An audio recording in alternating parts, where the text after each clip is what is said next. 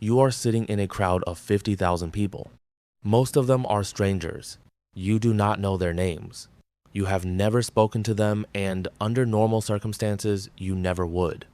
And then a ball hits the back of a net, and you grab the person next to you and scream into their face, and they scream back, and for one single moment, the two of you are closer than most people who have known each other for years. Nobody taught you to do that. Nobody warned you that this specific moment with this specific stranger was going to feel like that. It just happened. And before you can even process it, the moment is already fading back into noise and crowd and the ordinary distance between strangers. But it was real, and the reason it happened goes back much further than football. It goes back to the oldest social technology the human species ever developed, the tribe. For the vast majority of human history, your survival did not depend on your individual ability. It depended entirely on your group.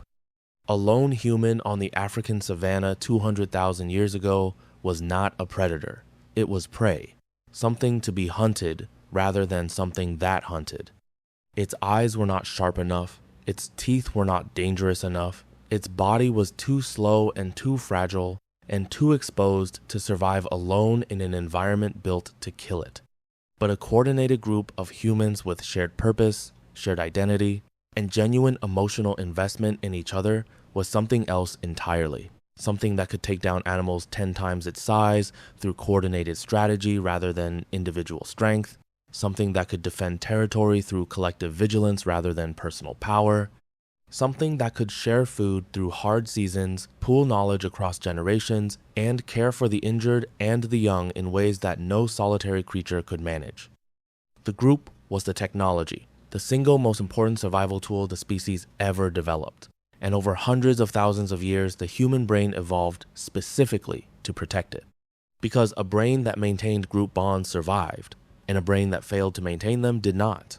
This is not a preference the brain developed, it is a requirement it was built around.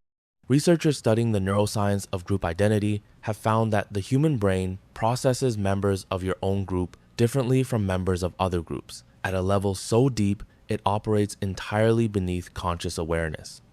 Before you have decided anything, before you have formed an opinion or made a judgment or even fully registered what you are looking at, your brain has already sorted the world into us and them. And the moment it places someone in the same category as you, something immediate and measurable happens inside your body. Oxytocin releases, cortisol drops, the threat response that keeps you vigilant and guarded dials down, the bonding response that makes you open and warm and cooperative dials up. You feel safer, you feel warmer, you feel connected to someone you have never met and will likely never see again, simply because your brain has decided you are on the same side. This is not sentiment. This is ancient survival biology doing its job with the same precision it has always used. The World Cup does not create this mechanism. It activates one that has been sitting dormant inside you your entire life, waiting for exactly the right conditions to switch on. Because in the modern world, those conditions almost never appear. You go to work, you come home, you move through cities full of people without making genuine contact with almost any of them. You interact through screens and messages and brief exchanges that satisfy the minimum requirements of social life without ever triggering the deeper system that lies underneath it. The ancient bonding mechanism is there. It is fully intact. It has not weakened or degraded in the thousands of years since your ancestors sat around fires. It is simply waiting for a signal that modern life almost never sends. The World Cup sends it, at a scale and intensity that nothing else in modern life can match. Your identity merges with a group. Your emotions synchronize with tens of thousands of people around you. Winning and losing become genuinely collective experiences rather than personal ones. And the ancient system that has been waiting your entire life finally receives the signal it was built to respond to. But the bonding that happens during the World Cup is not just emotional. It is physical in ways that go deeper than most people realize. Researchers studying crowds at major sporting events have found something called behavioral synchrony, the phenomenon where large groups of people begin to move, breathe, and even have their heart rates align when they are emotionally engaged with the same event at the same time. Behavioral synchrony is not a metaphor or a feeling. It is a measurable physiological state that the human body enters when it perceives itself as part of a unified group. And it has been documented in ancient human ritual contexts going back tens of thousands of years. Drumming circles, communal dancing, synchronized chanting around fires that burned through the night while the rest of the world was dark and silent. Every human culture across every inhabited continent independently developed practices that produced behavioral synchrony in groups, without communication between those cultures, without any shared knowledge of what the other was doing. Not because any of them understood the neuroscience, but because they all understood the effect. A group that moves together, breathes together, and feels together is a group that trusts each other completely. And trust, in a world where your survival depends on the people around you, is the most valuable thing that exists. The World Cup is the largest behavioral synchrony event in human history. Over 3 billion people watching the same moments, reacting to the same images, their nervous systems lighting up in patterns so similar that researchers studying the data can predict emotional responses across completely different cultures with remarkable accuracy. 3 billion people briefly becoming one single organism. That is not entertainment. That is the oldest human instinct on Earth finding its largest expression. Now here is the part most people never stop to consider. The World Cup does not just bond people within nations. It creates something that has no real equivalent in modern life. A temporary global tribe. People whose teams have been eliminated keep watching. People who claim to dislike football find themselves drawn in anyway.